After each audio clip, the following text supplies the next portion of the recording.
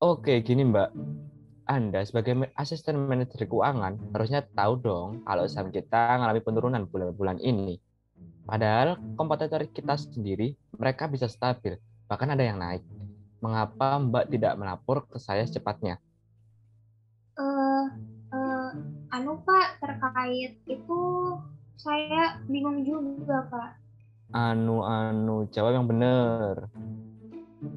Eh, Maaf Pak, sebenarnya saat ini untuk minat masyarakat pada produk kita juga telah berkurang di pasaran dan itu mengakibatkan para investor saham juga kurang tertarik untuk berinvestasi di perusahaan kita. Sebenarnya mungkin juga bagian dari kesalahan saya yang kurang teliti Pak dalam melakukan analisis laporannya. Oke, gini aja. Saya kasih tantangan buat prediksi harga saham kita selama 30 hari ke depan. Kalau nggak bisa, mungkin lebih baik kamu angkat kaki saja dari sini. Kok begitu sih Pak? Kan ini bukan kesalahan saya. Gini-gini, jadi tujuan saya ngasih tantangan ini ke kamu itu biar kita tahu pergerakan saham kita ke depan. Jadi kalau ada indikasi turun lagi, kita bisa langsung gerak menangani secepatnya gitu. Baik Pak, akan saya usahakan. Oke, siap, laksanakan. Amel, aku mau curhat dong. Curhat apaan? Tumben banget kamu curhat. Ih, jadi gini tuh ya, barusan bos aku di kantor tuh marah-marah ke aku gara-gara harga saham perusahaan kami tuh turun, sedangkan kompetitor tuh pada naik. Terus tuh ya, dia malah ngasih tantangan ke aku buat melakukan prediksi harga saham 30 hari ke depan dari perusahaan kompetitor. Kan aku bingung ya, Mel. Aku kan bukan peramal. Gimana coba aku bisa tahu peramalan harga-harga kayak gitu? Terus kan, kamu kan dulu pernah jadi konsultan statistik tuh, Mel. Bantuin aku dong. Waduh, ya juga ya. Kamu sebenarnya kalau prediksi harus jadi peramal juga sih. Kalau prediksi gitu tuh ada banyak metodenya, tahu kalau di statistika ada parametrik sama non parametrik. Kalau parametrik sendiri itu ada yang namanya ARIMA, tapi itu tuh harus memenuhi asumsi diagnostik. Misalnya kayak dia harus memenuhi normalitas residual, autokorelasi, heteroskedastisitas. Nah, kalau misalnya parametrik itu makin banyak banget metode yang bisa kamu pakai. Tapi mungkin aku saranin kamu pakai ini aja kali ya, Artificial Neural Network atau ANN sama Super Vector Regression atau SVR. Mungkin kalau ANN karena dia itu bisa digunakan dalam berbagai kondisi pola data. Jadi dia itu bisa menyesuaikan penggunaan fungsi aktivasinya pada saat nanti kamu pengolahan data. Nah, kalau SVR sendiri, dia itu malah lebih fleksibel, dia bisa digunakan untuk permasalahan linear maupun non-linear. Nah, SVR sendiri tuh bisa ini mengatasi overfitting.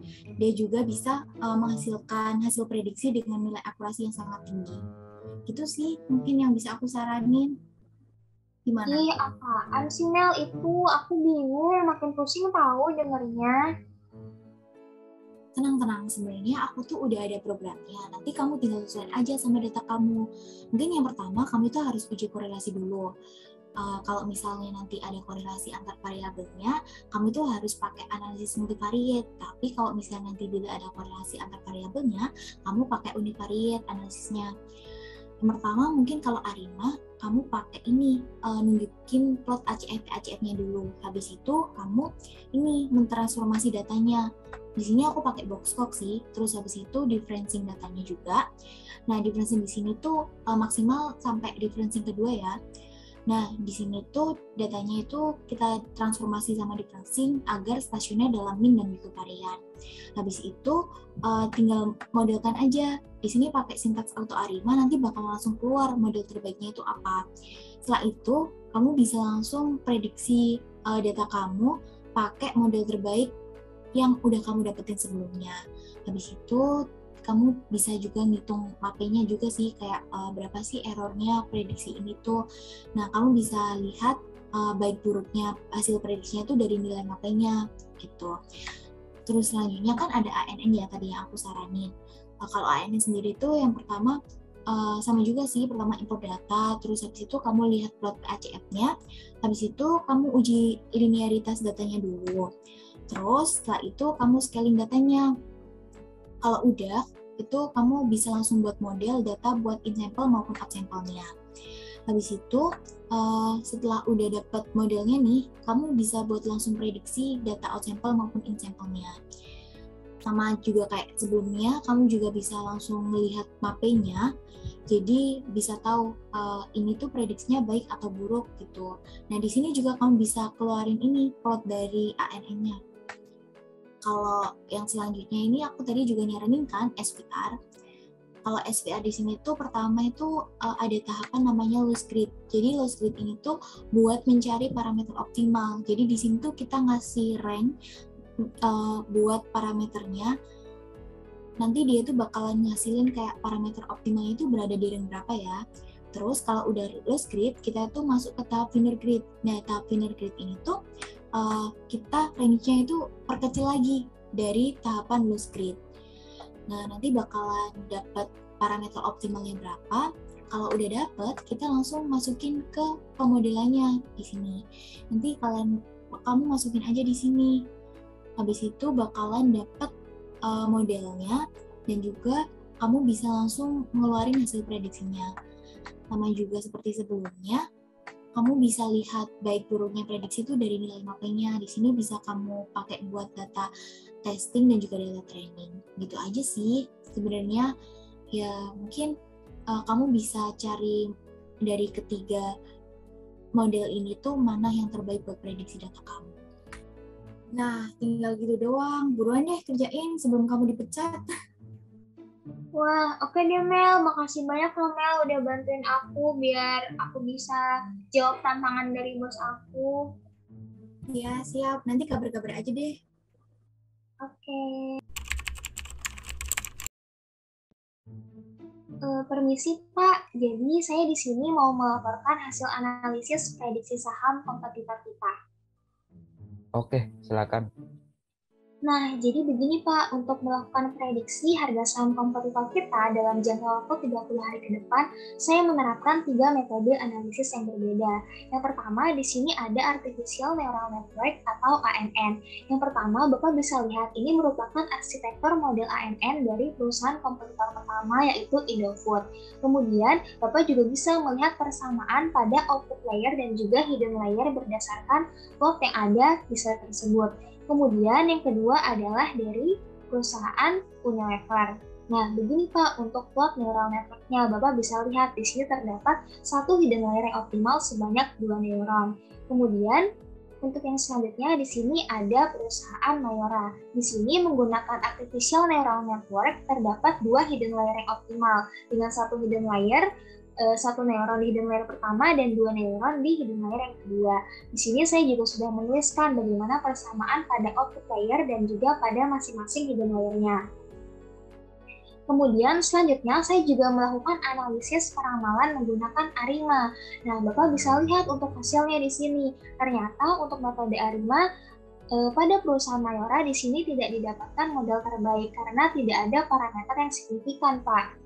Sedangkan model ini hanya dapat menghasilkan yang terbaik pada perusahaan Indofood dan Unilever, yaitu dengan model terbaik dan mapnya tertera pada slide yang saya tampilkan saat ini. Nah, yang ketiga, saya juga menerapkan metode support vector regression untuk ketiga saham kompetitor kita ini. Yang pertama, untuk Indofood, Bapak bisa lihat pada grafiknya. Di situ terdapat mapenya itu sebesar 6%, sedangkan untuk Unilever, pada data out sample-nya bisa terlihat pula dengan mapnya 13%, dan yang terakhir untuk saham Mayora, di situ mapenya adalah 6%. Nah, di sini saya lihat untuk metode SVR ini kurang cocok, Pak, karena dapat kita lihat pada grafiknya di sini kurang mengikuti dari pola data yang terbentuk, meskipun mapenya di sini cukup baik. Kemudian selanjutnya setelah saya melakukan ketiga analisis tersebut, saya melakukan perbandingan mana di antara ketiga metode ini yang menghasilkan model yang terbaik. Nah, setelah saya bandingkan nilai mape hasil prediksi out sample ketiga perusahaan ini, ternyata metode Artificial Neural Network atau ANN itu adalah yang terbaik untuk kita meramalkan harga saham. Saya rasa hal ini bisa kita terapkan pula di perusahaan kita nantinya, Pak. Kemudian berikutnya, ini merupakan hasil prediksi dari perusahaan kompetitor kita dalam jangka waktu 30 hari ke depan, Pak. Bapak bisa lihat pada slide. Nah, selain itu, di sini saya juga sudah membuat Hasil prediksinya dalam bentuk grafik, Bapak bisa lihat ini merupakan perbandingan antara data asli dan data prediksi dengan metode AMN karena di sini mapenya adalah yang terkecil dan akurasi modelnya adalah yang terbaik. Untuk Indofood punya lever dan yang terakhir di sini ada untuk kamera. Begitu Bapak. Wah, keren juga kamu. Gak sia-sia saya milih kamu jadi manajer saya di sini. Oke, karena kamu berhasil jawab tantangan saya, kamu bakal saya pertahankan di sini. Selamat. Wah, terima kasih banyak ya, Pak.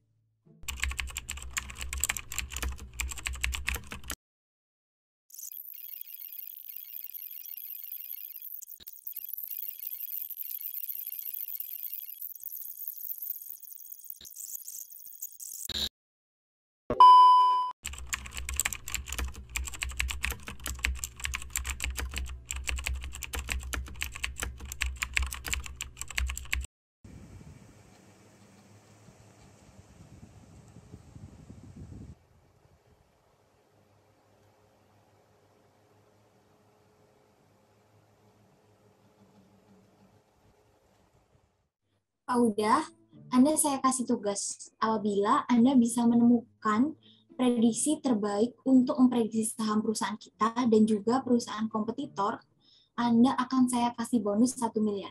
Gimana Pak? Wih, beneran nih Bu. Iya, beneran. Tapi Anda harus menyelesaikannya dalam waktu 1 minggu. Gimana? Baik Bu, saya usahakan. Baik, saya tunggu ya. Yes, 1M bro. It's the motherfucking Eagle Double G. Snoop.